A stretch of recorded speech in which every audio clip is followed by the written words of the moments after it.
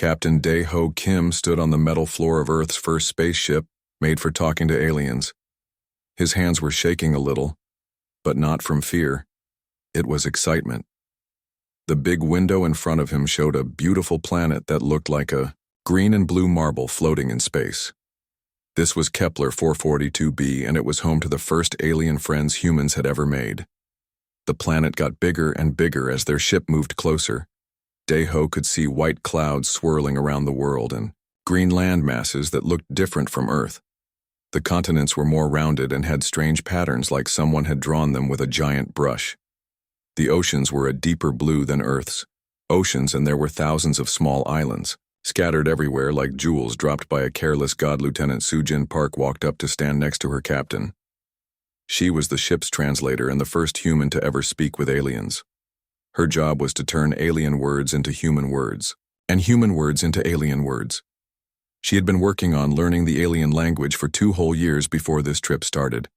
Her brain was full of strange sounds and clicking noises that meant things like hello and friend and peace. The aliens were called the Vellani, and they were not like humans at all.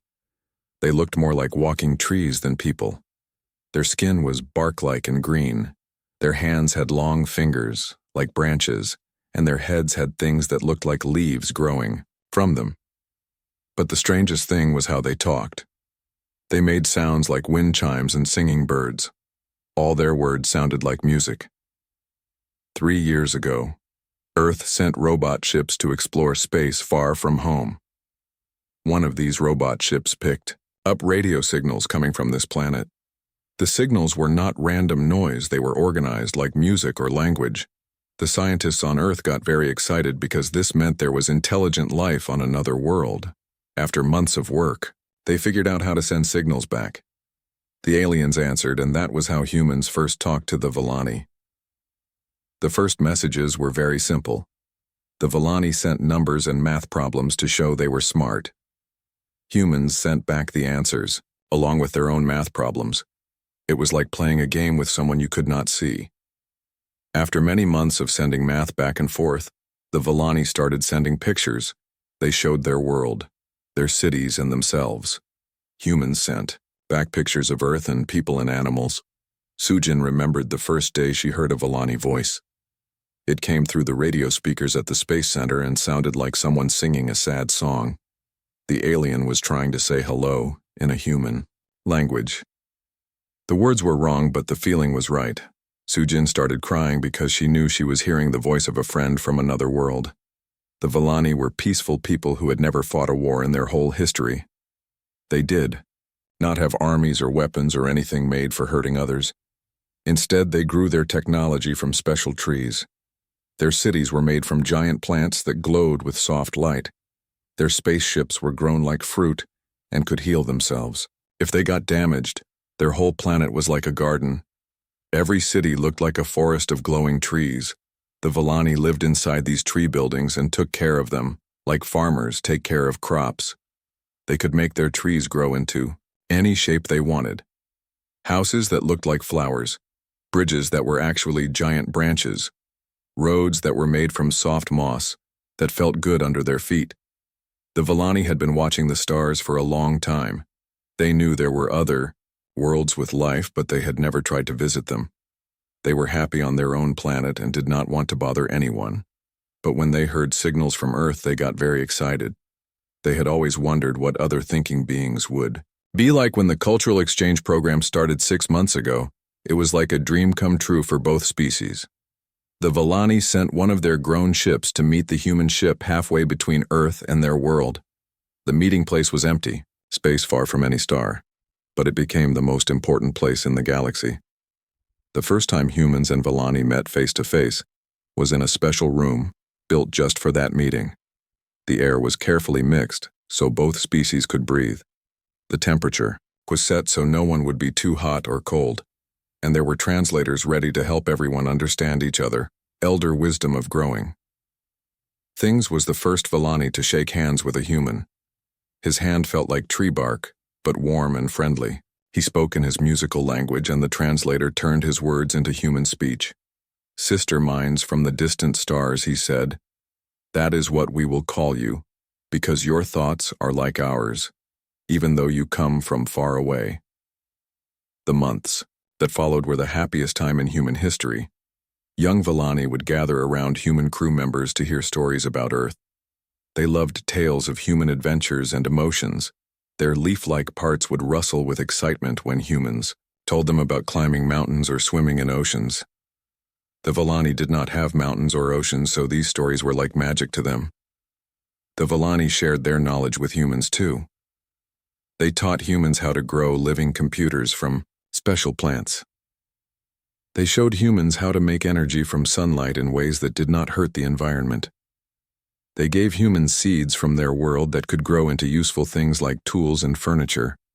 In return, humans taught the Villani about art and music and books. The Villani had their own art, but it was very different from human art. They could make their trees grow into beautiful shapes, and they could make light patterns in the sky, but they had never seen paintings or heard drums or read stories written on paper. The young Villani especially loved human music. They would sit very still when humans played songs for them. Their leaves would change colors to match the music.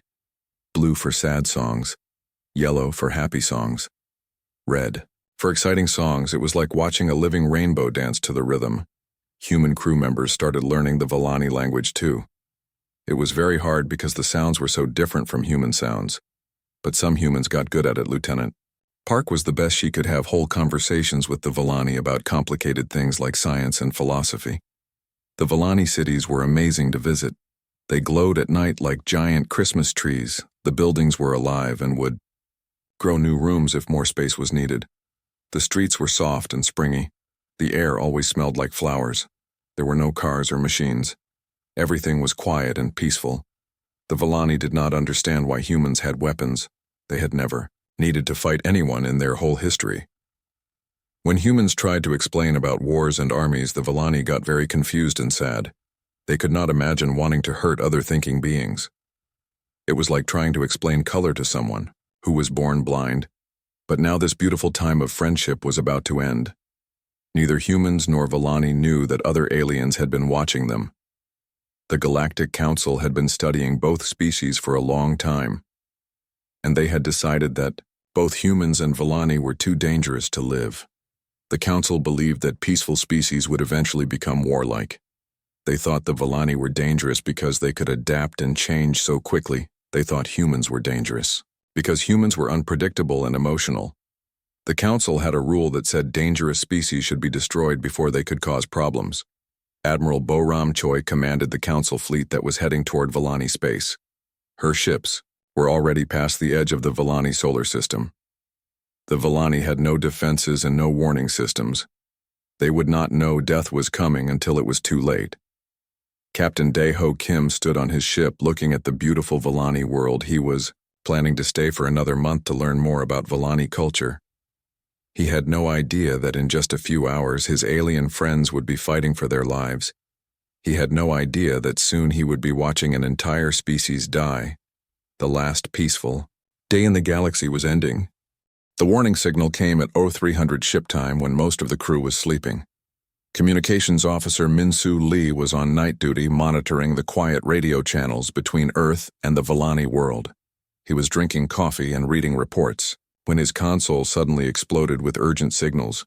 The calm green lights turned angry red and alarms started screaming. Min-Soo dropped his coffee cup and his hands flew over the controls. The signals were coming from Villani orbital stations.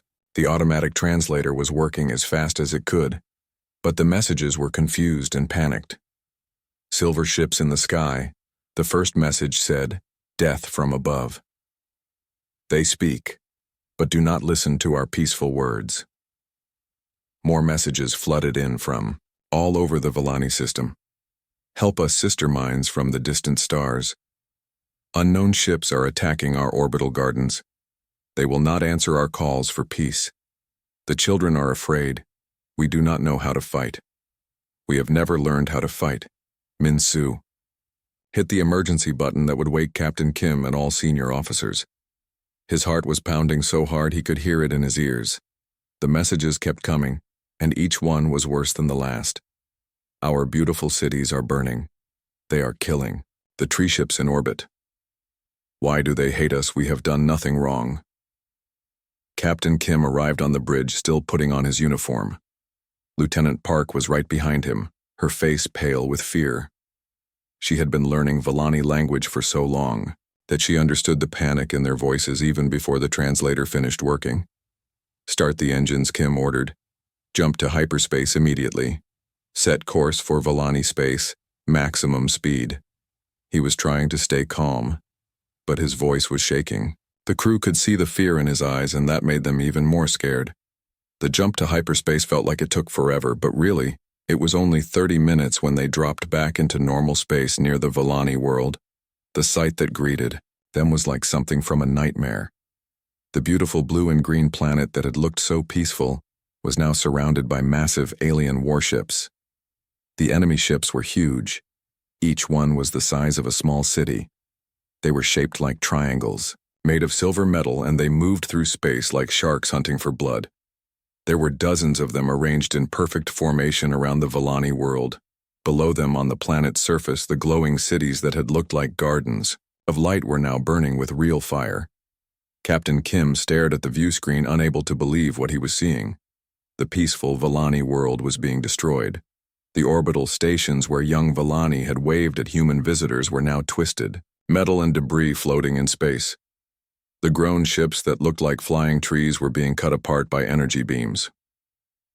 One of the enemy ships turned toward the human vessel. A communication signal came through, and a cold female voice spoke in perfect human language. "I am Admiral Bo-Ram Choi, Commander of the Galactic Council Enforcement Fleet. You are witnessing the application of Galactic Law 4712, which requires the elimination of species that pose potential threats to galactic stability." Captain Kim grabbed the communication microphone, his hands shaking with anger. "Those are peaceful beings down there. They do not even have weapons. You are committing murder on a scale that has never been seen before. They have done nothing to deserve this." Admiral Choi's laugh came through the speakers like ice-breaking. "Peace is temporary, Captain Kim. Evolution is permanent. The Volani have been classified as a Class 7 biological hazard. Their adaptation capabilities could make them dangerous within a few thousand years. We solve problems before they become problems," the Admiral continued.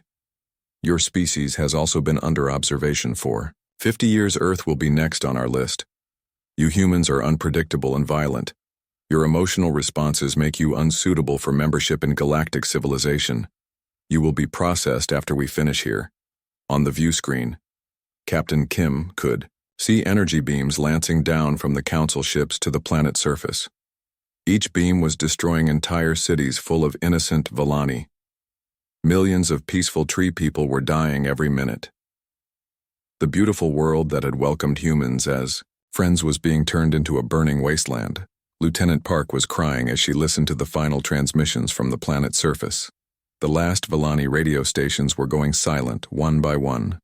The voices of her friends were being cut. Often mid-sentence, some Volani were singing death songs, traditional melodies that their people sang when they knew the end was coming. The very last transmission came from deep underground, where some Volani had taken shelter in the root caves. Beneath their cities, elder wisdom of growing things sent a final message to the humans. "Sister minds from the distant stars, remember us. Remember that we loved the stars and the songs between the worlds. Do not let hatred poison your hearts as it has poisoned theirs. But do not let our deaths be meaningless." Then there was only silence. The radio channels that had carried music and laughter and friendship for months were now empty. The Volani civilization that had lasted for thousands of years was gone. 3 billion innocent beings had been murdered in less than 6 hours. Admiral Choi opened communications again. "Captain Kim, you will return to Earth immediately and inform your government that surrender negotiations will begin in 1 week. Any attempt to resist or hide will result in the immediate sterilization of your world. We are not cruel, but we are thorough." The Council fleet began moving away from the dead Volani world. Their terrible work finished. The beautiful planet that had been covered with glowing cities was now dark except for the fires that were still burning. The orbital stations were debris. The grown ships were destroyed. Everything that had made the Volani special was gone forever. Captain Kim ordered his ship to retreat, but he kept the cameras focused on the Volani world until it disappeared from view. He wanted to remember exactly what the Galactic Council had done. He wanted to remember the price of their so-called galactic stability. The human crew was silent during the long journey home. Everyone was thinking about their Volani friends. Everyone was wondering if Earth would be next. The galaxy had seemed so full of possibilities when they first made contact with the tree people. Now it seemed full of monsters who called themselves peacekeepers. But Captain Kim was already thinking about something else. He was thinking about Admiral Choi's words about Earth being next. He was wondering if Earth really had no choice but to surrender, and deep in his heart a small flame of anger was beginning to burn. It would grow into something that would shake the entire galaxy. The Volani were gone, but their message remained. Do not let our deaths be meaningless. Those words would change everything. The journey back to Earth took 3 weeks, and every day felt like a year. Captain Kim watched his crew change from excited explorers into broken people who had seen too much horror. Lieutenant Park had not spoken since receiving the final Volani transmission. She sat in the communications room playing the recordings over and over again, listening to the death songs of her friends. Dr. Heejin Nam, the ship's doctor and psychologist, worked day and night trying to help the crew. She had studied how to treat people who had seen terrible things, but she had never studied how to help people who had watched an entire world die. The medical books had no answers for this kind of pain. Young Ensign Taemin Ko, who had been so excited about meeting aliens, now spent his time staring out the windows at empty space. He would not eat and barely slept. The other crew members tried to talk to him, but he would just shake his head and walk away. The joy had been burned out of him by what he had witnessed. Chief Engineer Yoo-jin Song kept the ship running, but she worked in angry silence. Her hands shook when she thought about the Volani technology that had been destroyed. The beautiful living ships that could heal themselves were now space debris. The biocomputers that could think and feel were now dead organic matter floating around a murdered world. As they got closer to Earth, the crew hoped they would find safety and preparation for war. They imagined human fleets mobilizing to fight the Council. They dreamed of revenge for their dead friends. But when they reached the edge of the solar system, they found something much worse than they had feared.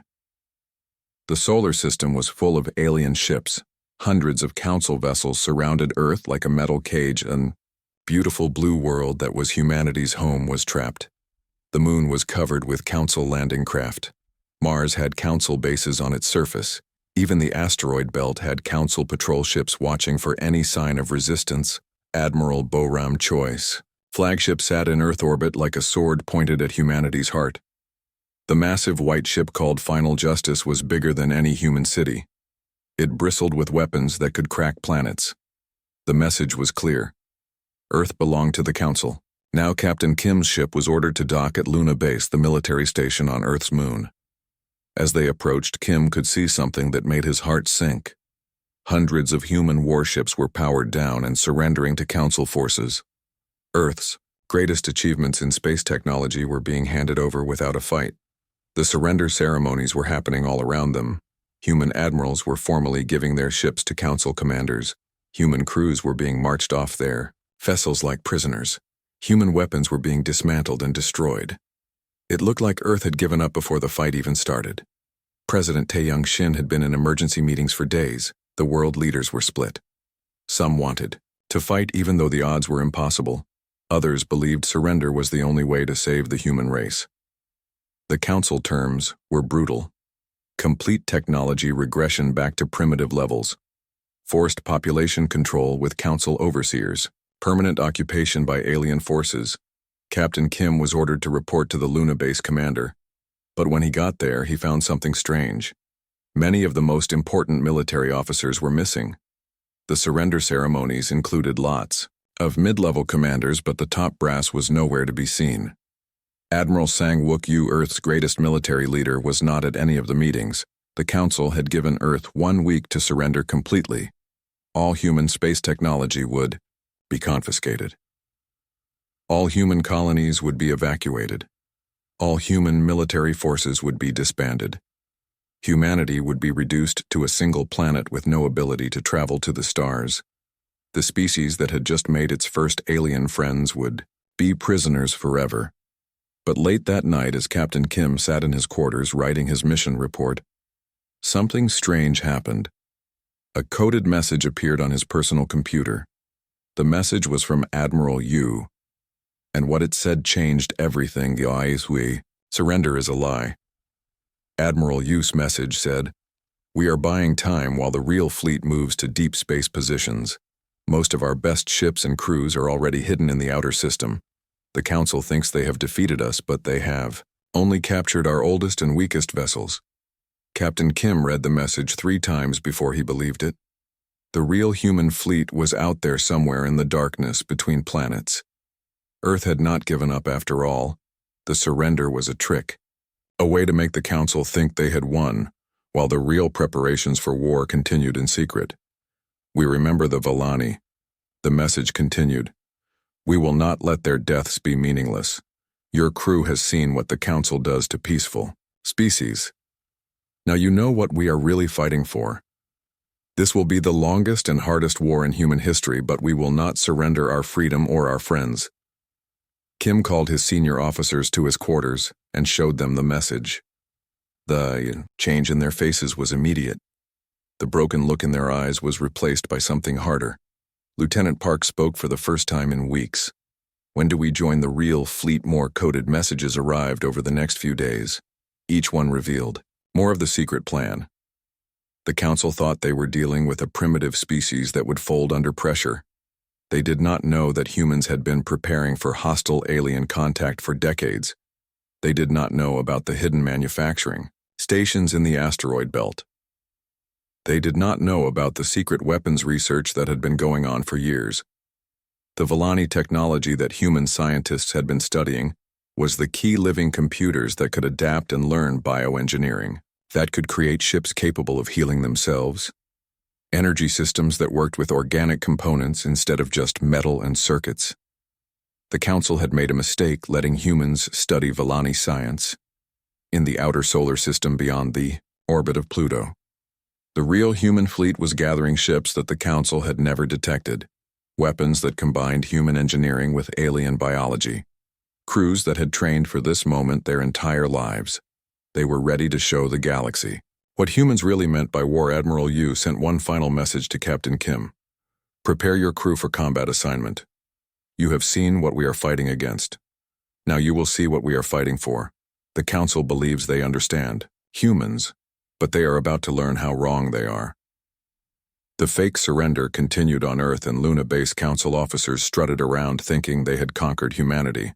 But in the cold dark between the worlds, something else was stirring. Humanity's real answer to the Galactic Council was being born, and it would be unlike anything the galaxy had ever seen.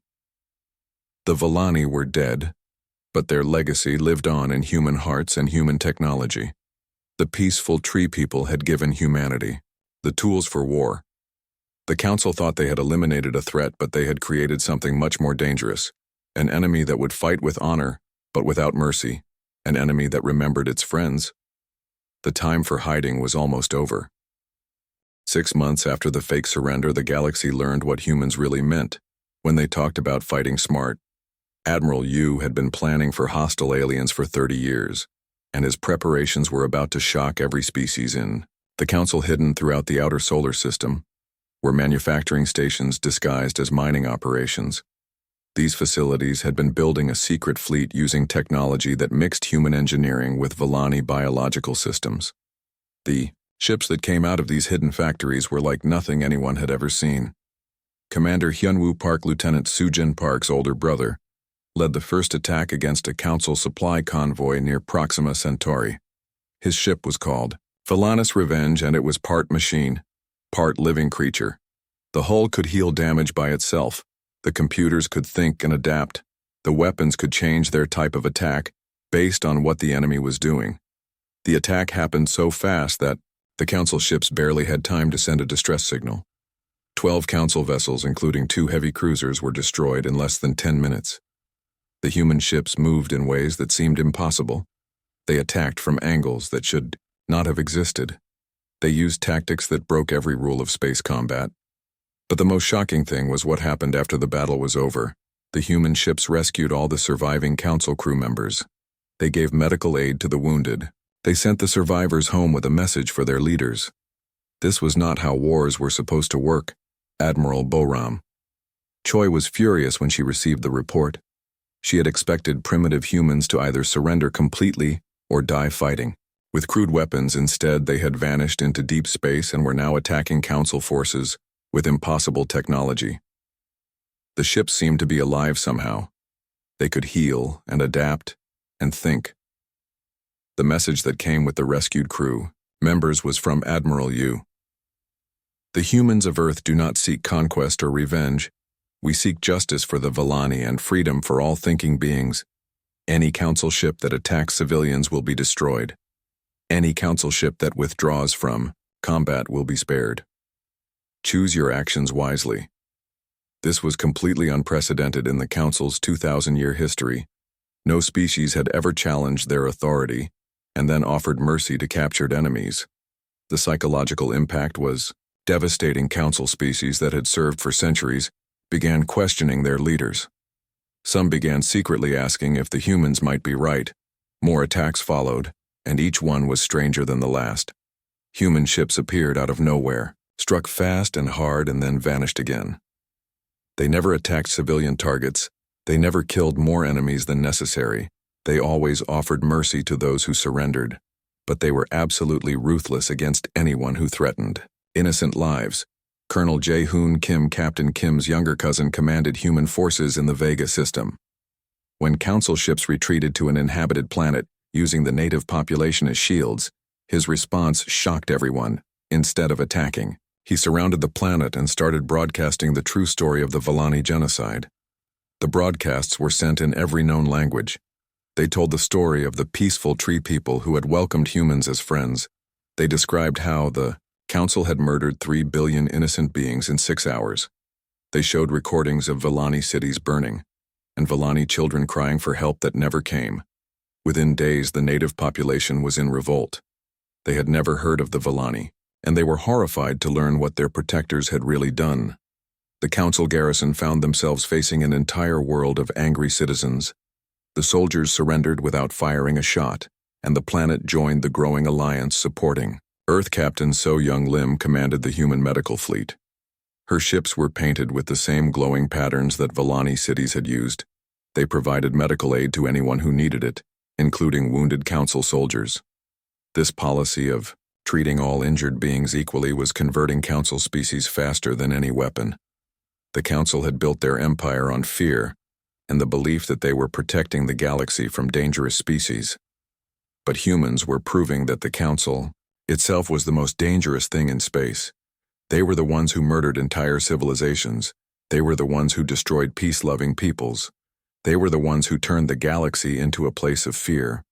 More and more species began defecting from the council. Some openly joined the human alliance, others simply refused to fight when ordered to attack human forces. The moral authority that had held the Galactic Council together for 2,000 years was crumbling. Admiral Choi tried to stop the rebellion by making examples of defector species. She ordered the bombardment of 3 worlds whose governments had questioned council policy. But this only made things worse. The humans responded by rescuing the entire populations of those worlds and relocating them to safety. The rescue operations were impossible by every law of physics and logistics. The human fleet appeared in multiple star systems simultaneously. They evacuated millions of people in hours. They transported entire cities to safe worlds before the council could react. It was like the humans had learned to bend space and time to their will. The secret was the Vellani biotechnology that human scientists had been perfecting. The living computers could calculate hyperspace jumps that traditional machines could not handle. The organic ship hulls could survive stresses that would destroy metal. The biological energy systems could power operations that required impossible amounts of energy. But the real power was in the human crews themselves. They fought with a combination of mercy and determination that no council species could understand. They would risk everything to save innocent lives, but they showed no fear when facing superior numbers. They treated war like a rescue mission, and that made them unbeatable. President Tae-Yong-shin finally revealed the truth to Earth's population. Citizens of Earth, we did not surrender to the Council. We bought time. Our finest warriors and scientists have been preparing to show the galaxy what humanity truly stands for. The right of all species to exist in peace. The protection of innocent life. The defeat of those who would commit genocide. The fake occupation of Earth ended when Admiral Yu's ships decloaked around the planet. The Council forces that thought they were controlling humanity suddenly found themselves surrounded by the real human fleet. The aliens who had been strutting around as conquerors were now prisoners.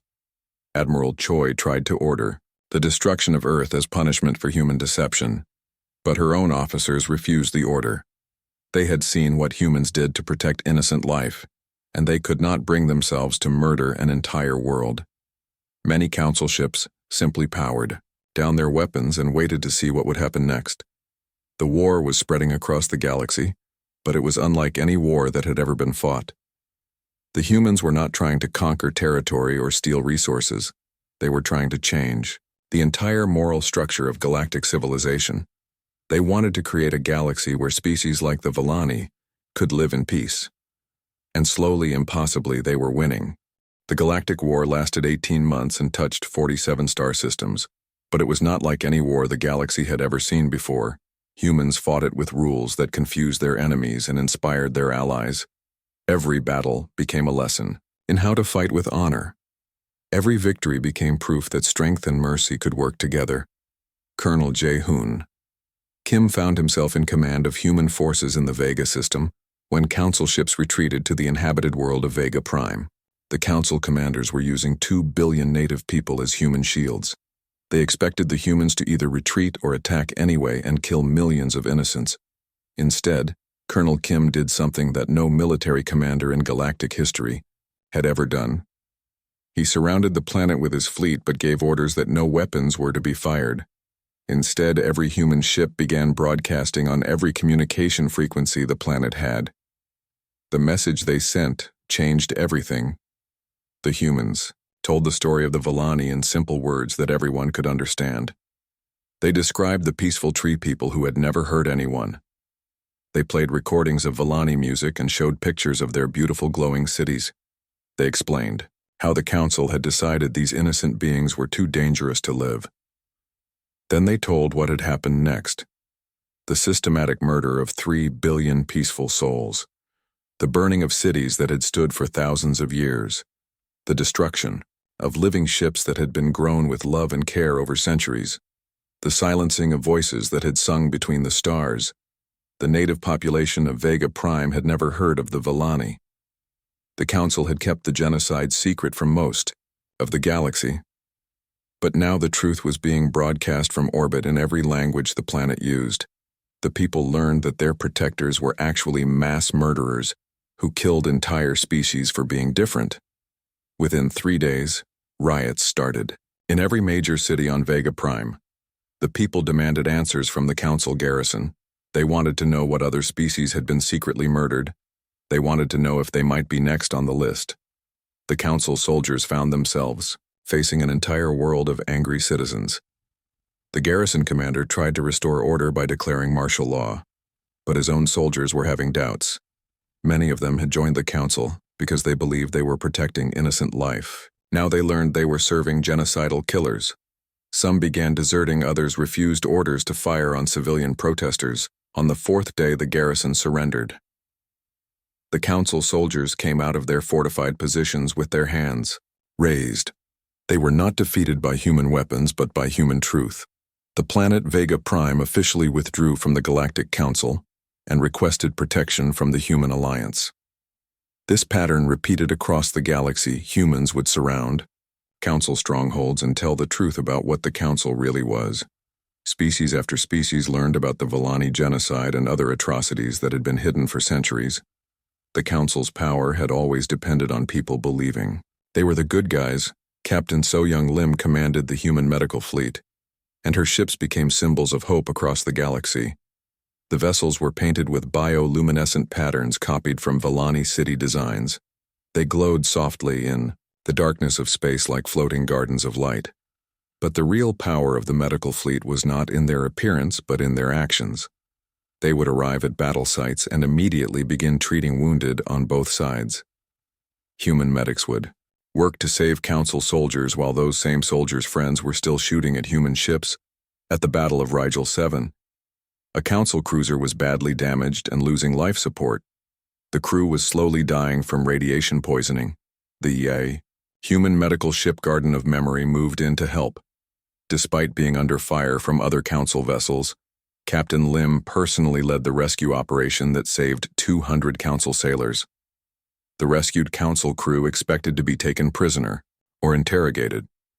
Instead, they were given medical treatment and comfortable quarters. They were allowed to send messages to their families. They were treated as guests rather than enemies. When they asked why, Captain Lim gave them a simple answer: "Fight to protect life, not to destroy it. You were dying and we could save you." That is reason enough. The Villani taught us that every thinking being deserves to live in peace. We will honor their memory by showing the mercy they would have shown. Stories like this spread throughout Council space. Social media networks carried videos of human medics treating alien patients, human rescue ships saving Council civilians, human soldiers sharing food and supplies with enemy prisoners. It was impossible to see humans as monsters when they kept acting like heroes. The turning point came when Admiral Yu led the main human fleet back to the Villani homeworld. Admiral Choi had established her primary base in orbit around the dead planet she was using the ruins of Villani cities as raw materials for her military installations. It was like building weapons from tombstones. The space battle above the Villani world was fierce.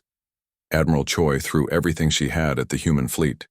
She was determined to make a stand where her greatest victory had taken place. But the real battle was happening on the planet's surface. Major Suna Choi led a team of human scientists and engineers down to the underground Villani archives.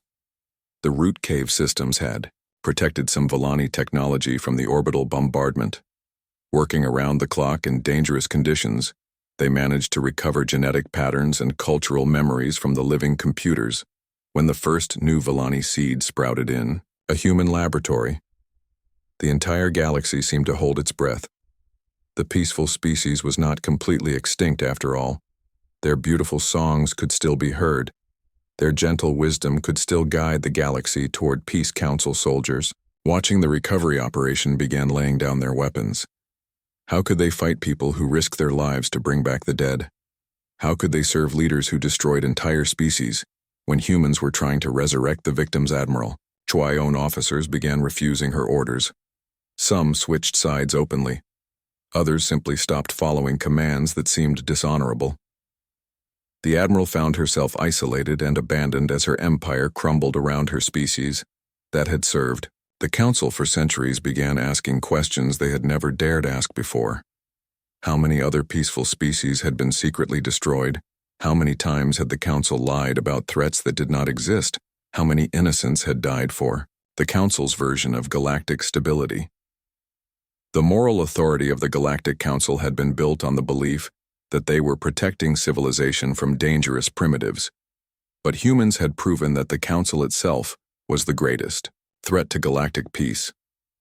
They were the ones who turned paradise worlds into burning wastelands. They were the ones who silenced the songs between stars. By the end of the war, over half the Council species had defected to the Human Alliance. The remaining Council forces were scattered and demoralized. They had lost the will to fight for leaders who had been lying to them for millennia.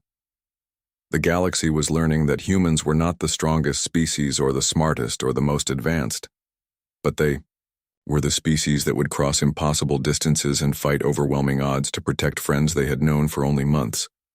They were the species that believed every life had value, even the lives of their enemies, in a universe that had grown cold and mechanical under Council rule. Humanity's stubborn insistence on mercy and honor had sparked a revolution. The stars were singing again, and this time the song was about hope. The war ended not with a great space battle but with the complete collapse of the Galactic Council. Admiral Boram Choi made one last desperate attempt to destroy Earth. She gathered her remaining 12 ships for a final attack on the human home, world expecting to find it defenseless and unprotected. Instead, when her fleet dropped out of hyperspace at the edge of the solar system, they found something that made even the hardest Council veterans stop and stare. Representatives from over 200 alien species were gathered in peaceful assembly around Earth. Their ships formed a great circle of unity that stretched from Mercury to Mars. The first Galactic Congress was meeting to write new laws for the galaxy, laws based on the principles that humans had demonstrated during the war: the right of all species to exist and grow, the protection of innocent life, the resolution of conflicts through justice instead of violence, the belief that diversity made the galaxy stronger, not weaker. Admiral HFY fleet was surrounded not by human warships but by the combined vessels of dozens of species that had once served the Council faithfully. Her former allies now stood against her, united by their horror at what the Council had really been doing for centuries. When Admiral Choi was brought aboard the human flagship, she expected to be executed as a war criminal. The humans had every right to kill her. She had ordered the death of entire worlds. She had personally overseen the Volani genocide. She had tried to destroy Earth itself instead. Admiral Yu offered her a choice trial by representatives of all the species she had wronged, or voluntary exile to a peaceful colony world where she could spend her remaining years in quiet thought about what she had done. Many Council war criminals chose exile when they realized the alternative was facing the families of their victims. The Galactic Congress worked for 6 months to create the new laws. Every species, large and small, had a voice. In the discussions, the humans insisted that no single species should have the power to decide the fate of others. The Volani genocide would never be allowed to happen again. Captain Dae-ho Kim, now promoted to admiral, stood with President Shin as they watched the first session of Congress in the Great Assembly Station built in Earth. Orbit alien representatives who had been enemies just months before were working together to solve problems instead of creating them. The most important project was taking place on the far side of Earth's moon, in a specially constructed biosphere that recreated the environment of the original Volani world. The first new Volani were taking root, using genetic patterns recovered from the ruins and advanced human cloning technology. The peaceful species was being reborn. It would take many generations for the Volani to regain their former numbers, but their beautiful songs were being heard again. Elder wisdom of growing things had been among the first to be restored, and her voice carried the same gentle wisdom that had made the original first contact so special. The new Volani did not hate the species that had destroyed them. Instead, they spoke of forgiveness and the need to build a better galaxy for all thinking beings. They became teachers and counselors, helping other species learn to resolve conflicts peacefully. Their presence reminded everyone of the price of hatred and fear. On Earth itself, amazing changes were taking place. The planet had become the unofficial capital of the new galactic civilization. Alien children played with human children in the parks of New Geneva. The air was filled with a dozen different languages and the sound of species learning to understand each other. Dr. Hyejin Nam had established the first interspecies psychology program. She was teaching humans to understand alien emotions and training alien counselors to help species that had been traumatized by